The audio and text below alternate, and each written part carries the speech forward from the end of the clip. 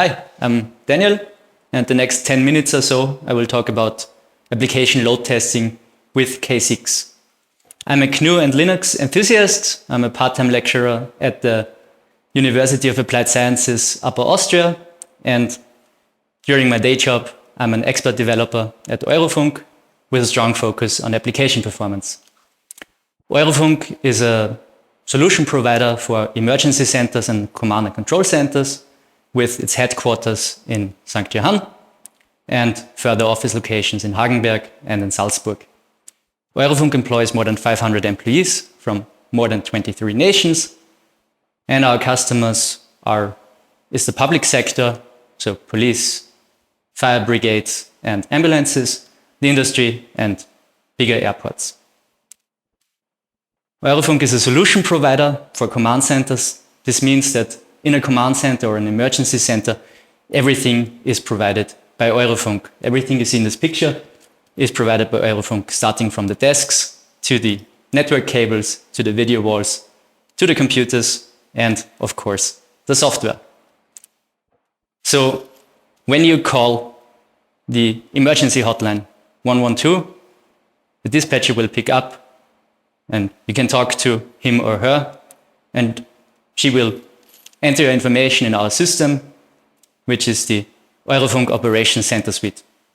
It's a large-scale web application which can handle a multitude of data, has a streamlined UI for incident management, so your emergency is handled quickly. It can be used to dispatch units to incident locations, and once the units are dispatched, you can see real-time information about the location in a map and also their status of the units and the status of the incidents. Directly in EOX, the Operation Center Suite, you have voice communication directly in your browser via WebRTC. So clicking the Take Call button will connect you to a dispatcher. And once the units are dispatched, the dispatchers can use also the browser to communicate with radio devices that the units have in the fields. And also, external event sources can be easily integrated into EOX. So we have integrators for alarm systems, fire detectors, smoke detectors, CCTV and video surveillance, and also external web services which provide additional information for incidents. And EOX is mission critical. So it's important that it has high availability, low latency, the response times are consistent, and the information is always up to date. If you ask a dispatcher, they will tell you in an emergency situation, every single second counts. And that's why we need to test our performance. And we do that with the tool K6, which is an open source load testing tool. It's AGPL licensed, and K6 was acquired by Grafana Labs this summer. It's built with Go, and you write the tests with JavaScript.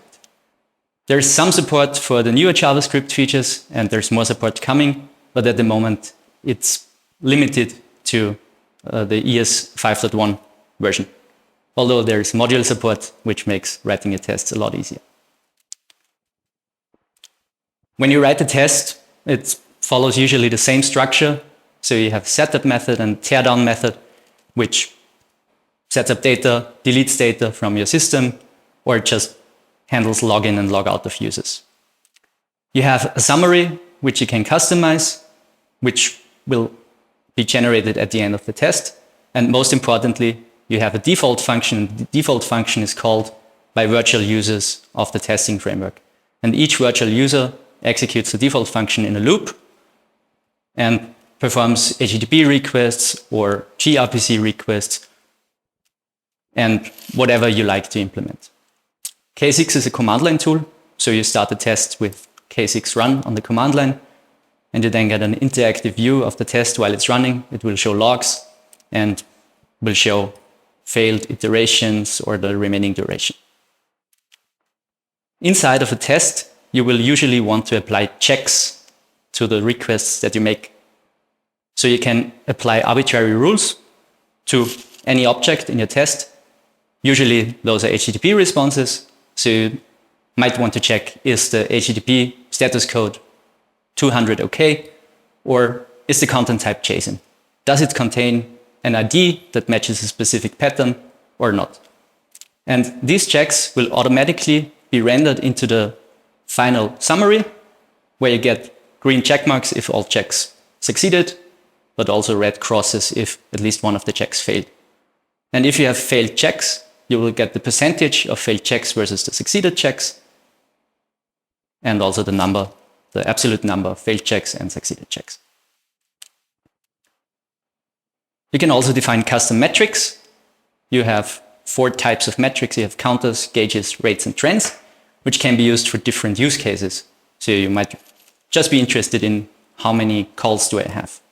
Or you might be interested how many failures do I have compared to how many successes of one specific thing that's not automatically captured by K6. Or you might be interested in a trend of a time series. What is my maximum response time? What is my average response time?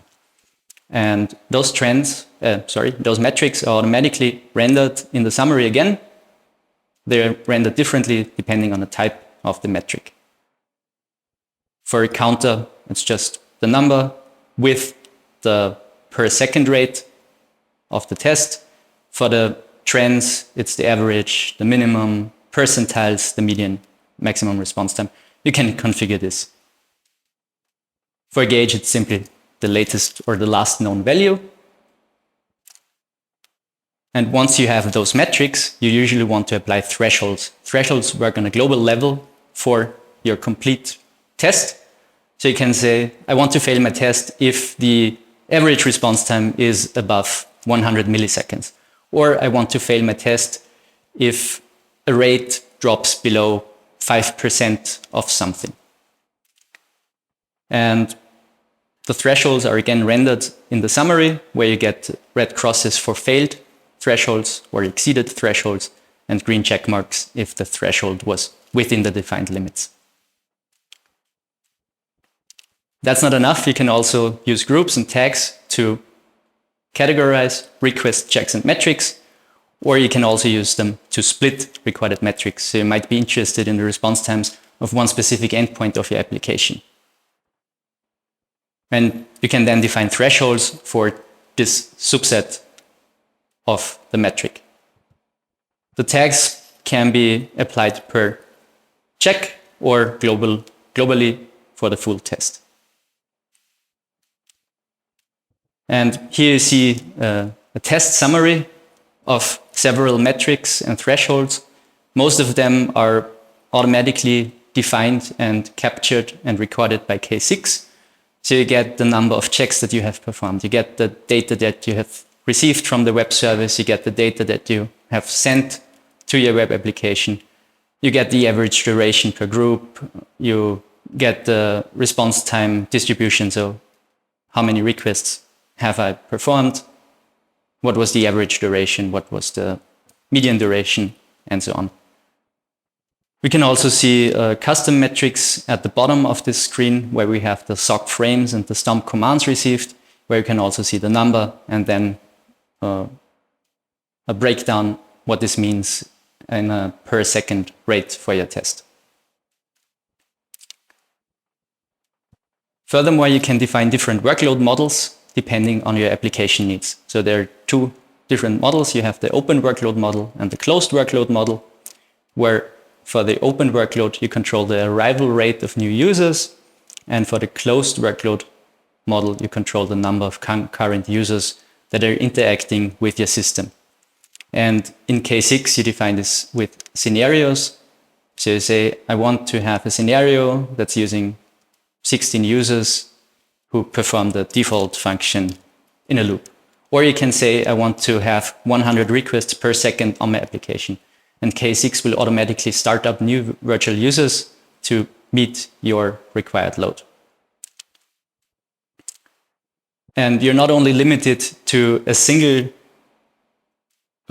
base load or a static load, you can also define ramps. So you can say, in the first minute, I start with 0 users, and then after 1 minute, I want to have 50 users. And then for 2 minutes, stay at 50 users, and then again, increase it to 100 users over 1 minute.